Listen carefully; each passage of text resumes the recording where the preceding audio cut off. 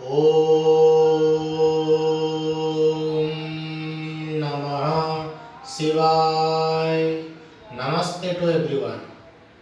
आज आमे आपण पई स्पिरिचुअल टॉपिक रखिछु कमल पुष्प तुल्य जीवन यापन करिवा पई योग ही एकमात्र मार्ग। हाँ आज्ञा, आमे योग पथ को अनुसरण करिवा द्वारा कमल पुष्प तुल्य जीवन यापन आमे करि कमल पुष्प माने आमे जाको पद्म फूल बोली कहूछु। पद्म फूल जिते फूल अछि सबु फूल भितर श्रेष्ठ। कमल फूल को स्वयं प्रभु नारायण निज हस्ତରେ धारण करती। माँ लक्ष्मी ता उपरे बसंती। ता सहित शारदीय दुर्गा पूजा रे माँ दुर्गा को 108 पद्म फूलर माला अर्पण करा जाए।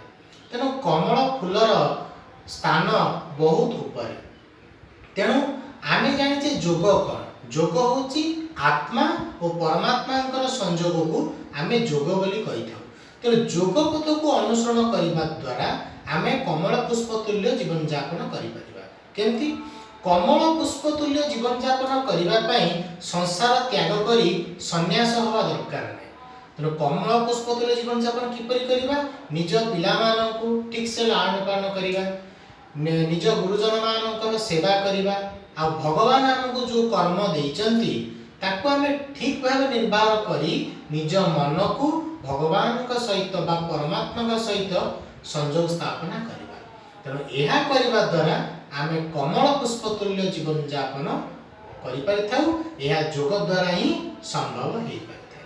तेबे आसंतु आज मु आपण मानकु यूनिट 4 रो योग निद्रा उपरे आपण मानकु कहबाकू जाउची। योग निद्रा किपरि करा जाय, यार उपकारिता कोन। योग निद्रा करिबा द्वारा आम मनरु अवसाद दूरी जाए। बॉडी रे माने शरीर रे रोग प्रतिरोधक शक्ति वृद्धि पाई थाए। आ निद्राहीनता रोग दूर होई थाए। देखंतु मु किपरि योग निद्रा करूची।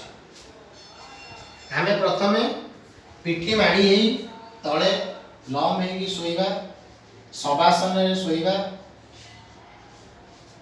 पूर्ण शरीर को शिथिल रखिबा, गोड़ठू मुंड पर्यंत टोटाल बॉडी को शिथिल रखिबा, दी हाथ को दी पट पर रखिबा, पापुली को ऊपर मुहा कर रखिबा।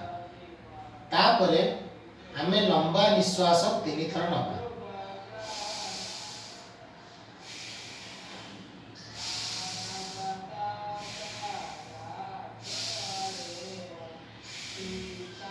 लंबा निश्वास 3 थर नहीं सारा पर आमे आखि की बंद करिबा।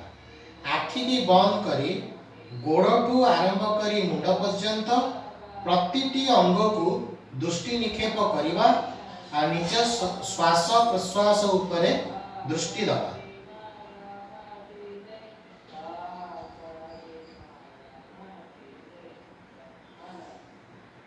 एमिति किछ समय रही सारा पर मानसिक स्तर प्रतिटी अंग को आमे रिलैक्स करिबा।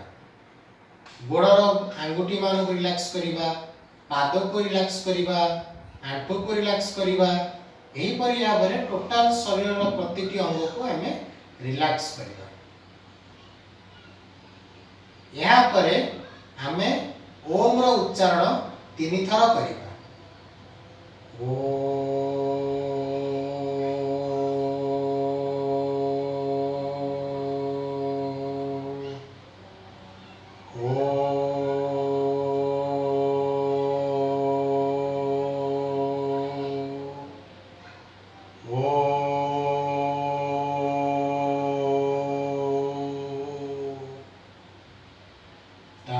धीरे धीरे आखि खोली पूर्ण शरीर को आउथरे रिलैक्स करी हाथ गोड़ को हलाहली करिबा।